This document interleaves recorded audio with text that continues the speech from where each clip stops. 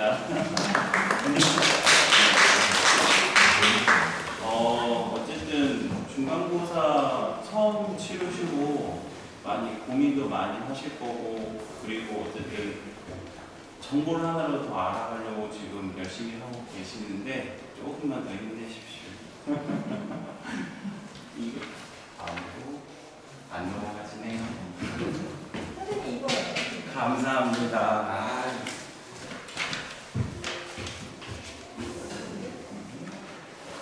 일단은 애들 시험 보셨는데 시험 점수 많이 놀라셨죠? 네.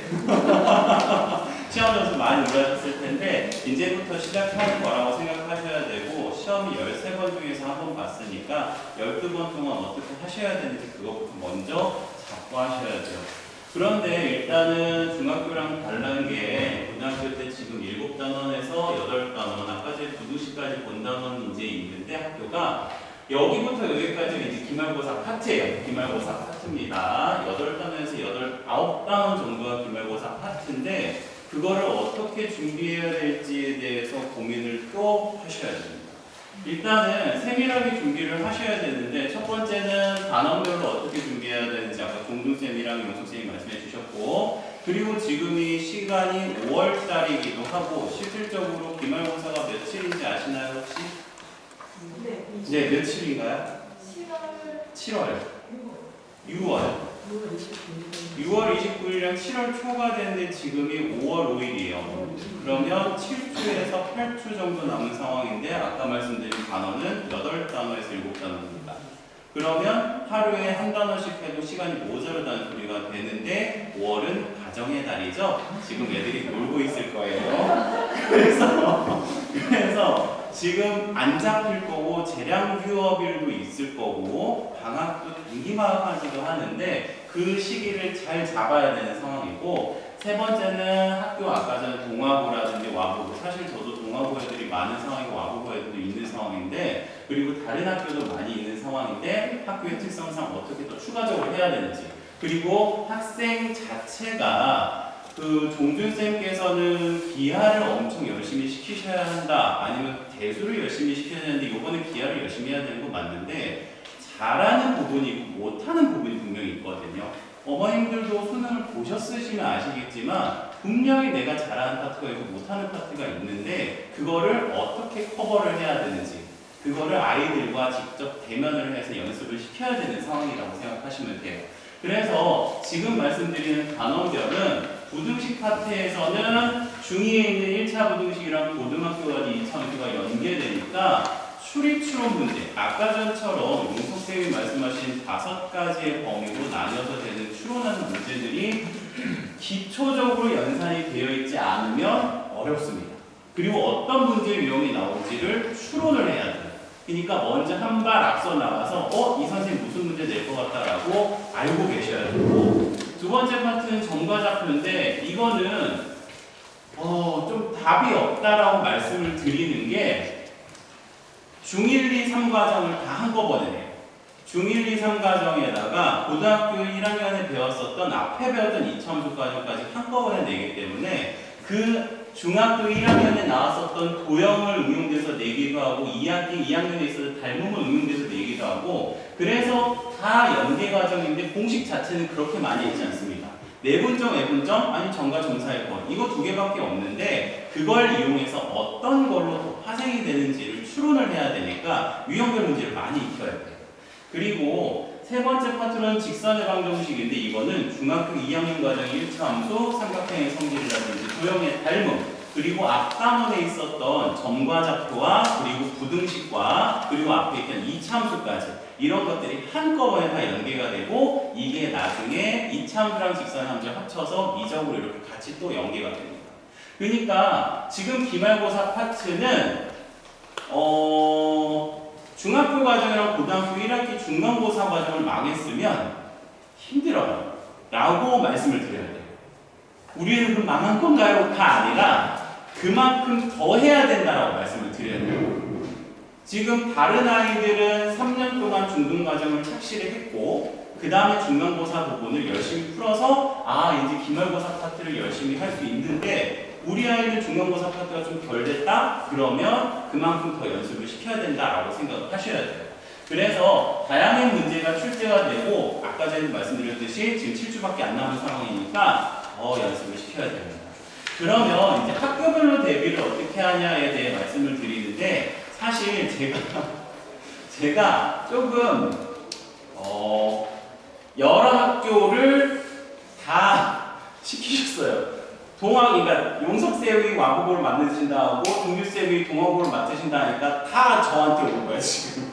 그래서 구리고에 대해서도 이야기를 해야 되고 다 이야기하는데 지금 계신 분이 구리고 어머님들 계시니까 이번 난이도는 그렇게 높지는 않았어서 기말고사는 구리고 특유의 고난이도 문제가 나올 확률이 높아요. 그러니까 일단은 모의고사 형태의 문제는 무조건 익혀야 되고 일단은 다음번에는 어떤 문제가 나올지 이번에는 실수 유도하는 문제가 나왔는데 이번에는 연산 같은 거 어렵게 나올 확률이 분명히 있거든요. 그래서 그림 같은 거 그리는 거 연습을 많이 시켜야 됩니다. 그리고 369는 아까 전에 어머니께 용석쌤께서 말씀하셨듯이 25문제인데 1시간 동안 풀어야 돼. 실질적으로 학교 시험이 20문제밖에 없거든요. 22문제는 25문제라는 소리는 1시간 내에 끝내기 힘들다. 근데 거기에 딸린 문제까지 해서 30문제 정도 나왔어요. 이번 중간고사 때. 근데 기말고사도 비슷한 난이도로 나올 거라고 생각을 하시면 됩니다. 그래서 369 자체는 100점을 노리고 문제를 푸시는 것도 필요하긴 한데 실질적으로는 90점 노리고 하시면 아이가 조금씩 올라간다고 생각하시면 돼요.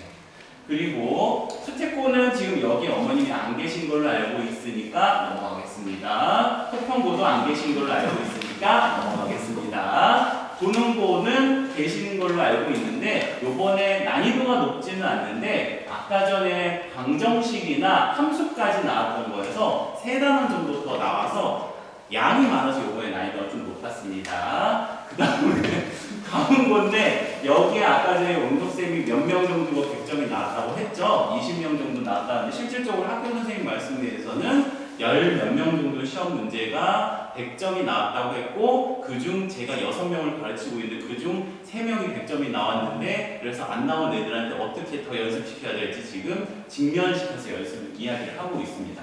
실질적으로 가온고 특성이 아이들이 제한 시간 내에 문제 푸는 것도 있는데 꾸준하게 공부시키는 거를 목적으로 지금 하고 있어가지고 아마 이번 문제에서 기말고사 때는 킬러 문제를 6문제, 5문제 낸다고 하거든요. 그래서 일반적으로 공부했을 때 가온고에서는 70점대, 60점대가 나오니까 킬러 문제의 모의고사의 문제를 풀려야 된다고 애들한테 말하고 있습니다. 자, 그래서 저희는 지금 어떻게 하고 있냐면 데일리 테스트나 위클리 테스트를 통해서 제한 시간에 문제 푸는 걸 연습을 시키고 있는데 선생님마다 다르게 시키고 있어요. 저는 어디 반에서는 매일 시키고 있고 어디 반에서는 일주일당 한 번. 이걸 문제를 푸는 게 이들한테 이득이 되냐 안 되냐 그런 차이가 있으니까 다르게 주간 테스트로 보기도 하고요. 그 다음에 그리고 개별적으로 틀렸던 문제를 다시 풀게 시키는 거 아니면 개별 노트를 쓰게 시키는 식으로 해서 개별적으로 클리닉을 하고 있고요. 그 다음에 난이도 높은 기출문제를 연습을 시켜야지 동아고, 아고고 이런 애들 그리고 가운고라든지 구리고에서는 이거를 무조건 시켜야 될 거라고 생각하시면 돼요. 이번에는 난이도가 높게 나옵니다. 어머니. 그리고 저만의 이제 특수한 상황이긴 한데 아이가 쓴 거예요. 아이가 쓴 거. 수학 점수 70점대, 국어 점수 90점 초, 영어 점수 60점대 이렇게 해서 써가지고 요번에 무엇을 잘못했는지를 체크를 하는 게 제일 중요합니다. 어머님들께서는 아이가 왜 못하지? 라고 자책하실 시간에 차라리 그럼 요번에 뭘 잘못했을까? 뭘 놓쳤니? 가 제일 중요해요. 그래서 요번에 중간고사 때 놓친 부분이 뭘까라고 하면 분명히 이야기를 못하거든요. 담당 선생님한테 한번 여쭤보셔서 아무래도 수학적 부분이나 영어적 부분이나 국어적 부분, 과학적 부분에서 이런 게 약해요라고 하는데 저는 조금 다르게 하는 게 그래 그럼 네가 이런 게 약하니까 몇 시부터 몇 시까지 뭐 할 거를 한번 계획을 짜봐라. 저는 이번 중간고사 때 온라인으로 클리닉하면서 11시부터 1시까지 애들을 계속 클리닉을 가줬어요. 무조건 1시에 잘 수 있도록. 여태껏 공부를 최대한으로 공부를 안 했던 애들을 공부 습관을 잡아주는 게 주목적으로 저는 생각했고 그 다음에 그 중간고사를 보고 났으면 어떤 시험 문제가 나올지에 대해서 대충 파악이 됐으니까 기말고사는 어떻게 더 적응해 나와서 점수가 올라갈지에 대해서 생각해야 되는데 저는 중간고사 때 공부하는 방법에 대해서 익혔다고 했으니까 어머님들 입장에서는 애가 어느 정도까지 공부를 정립돼서 공부를 시키고 있는지 그걸 체크를 하셔야 돼요. 아이가 오답노트를 잘 쓰는 습관이 있는지, 프리노트를 잘 쓰는 습관이 있는지, 수학적에서 약한 부분인 거지 국어적인 약한 부분인 거지 그런 거를 하나하나 세밀하게 정리를 시켜주셨으면 좋겠습니다. 저가 가르치고 있으면 시키고 있어요. 제가 가르치면 시키고 있으니까 그거를 연습을 시켜서 개별적으로